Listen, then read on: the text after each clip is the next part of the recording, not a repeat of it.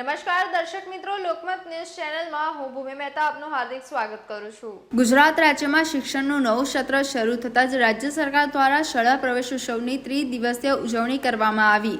ડભોઈ તાલુકા પંથકની બાલવાટિકા આંગણવાડી ધોરણ 1 થી 11 સુધીમાં કુલ 4735 બાળકોને પ્રવેશ આપવામાં આવ્યો, જેના 3 દિવસ દરમિયાન આંગણવાડીમાં 318, બાલવાટિકામાં 1287, ધોરણ 1માં 1131, ધોરણ 9માં 2016 અને ધોરણ 11માં 1114 બાળકોને પ્રવેશ અપાયો છે। વિદ્યાર્થીઓમાં શિક્ષણ પ્રત્યે અભિરુચિ વધે અને ઉત્સાહભેર પાપા પગલે માંડતા ભૂલકાઓ હસતા હસતા તેમના ડગ શાળા તરફ જાય તે માટે સરકારનો અભિગમ પ્રવેશ ઉત્સવ રહ્યો છે। ત્યારે વિવિધ અધિકારીઓ પણ બાળકોને અને વાલીઓને પ્રોત્સાહિત કરવા ડભોઈ તાલુકાના જુદા જુદા ગામોમાં શાળાઓ ખાતે ઉપસ્થિત રહ્યા હતા।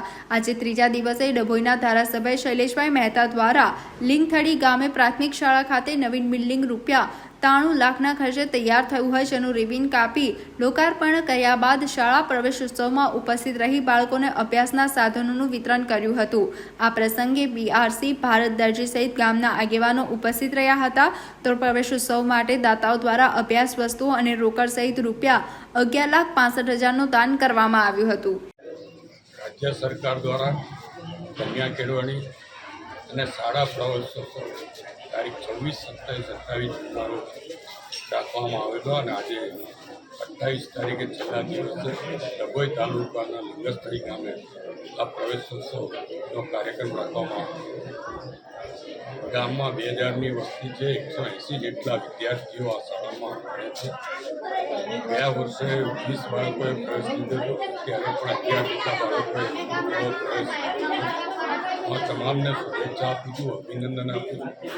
હવે ધીરે ધીરે ટ્રેન્ડ બદલાઈ રહ્યો છે।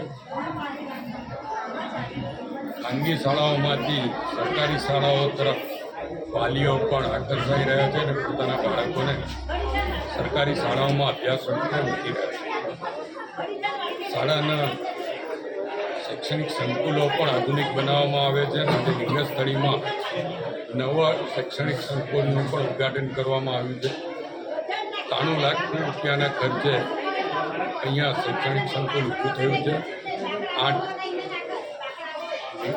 વર્ગો જે વિદ્યાર્થીઓને આકર્ષે એવા સુંદર અને હવા ઉજાસથી ભરપૂર ત્યાં આગળ એ કરવામાં આવ્યા છે। સાથે વિદ્યાર્થીનીઓ માટે ટોયલેટની પણ વ્યવસ્થા કરવામાં આવી છે। વિદ્યાર્થીઓ રમી શકે એટલે રમતગમતના ગ્રાઉન્ડની જગ્યા પણ અહીંયા છોડવામાં આવી છે અને શિક્ષકો પણ અહીંયા સારી રીતે શિક્ષણ આપી રહ્યા છે। ગામના લોકોને પણ એમનાથી સંતોષ છે। ગામના લોકોના સાથ સહકારથી આ પ્રવેશોત્સવ ઉજવવામાં આવ્યો છે। ત્યારે હું આપના મારફત પણ તમામ જે વાલીઓ છે એમને વિનંતી કરું છે કે પોતાના બાળકને ભણવા તરફ આકર્ષે। સરકાર તરફથી આ વખતે 33,000 કરોડ કરતાં વધારેનું બજેટ ગુજરાતમાં શિક્ષણ પાછળ ફાળવવામાં આવ્યું છે। શૈક્ષણિક સંકુલો પણ આધુનિક બની રહ્યા છે, બાલવાડીઓ પણ આધુનિક બની રહી છે અને વિદ્યાર્થીઓને જે શિક્ષણ આપવામાં આવે છે એમાં પણ બદલાવ આવ્યો છે।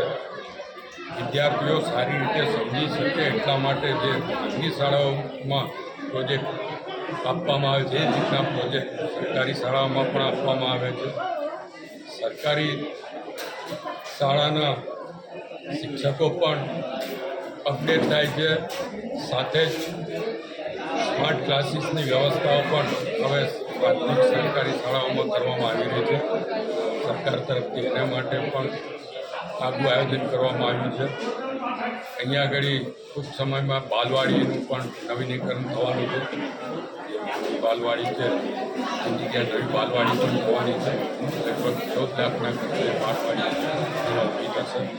એટલે આ ડભોઈ તાલુકાનું છેવાડાના ગામ કહેવાય એમાં પણ ખૂબ જ સુંદર વ્યવસ્થાઓ સરકાર કરવામાં આવી રહી છે। હું આ પ્રસંગે સરકારોથી જે કંઈ બાળકોએ પ્રવેશ લીધો છે એમના વાલીઓને પણ શુભેચ્છા આપું છું, અભિનંદન આપું છું અને એમના બાળકોનું ભવિષ્ય આ શાળાઓમાં સુરક્ષિત રહેશે એવી ખાતરી આપું છું।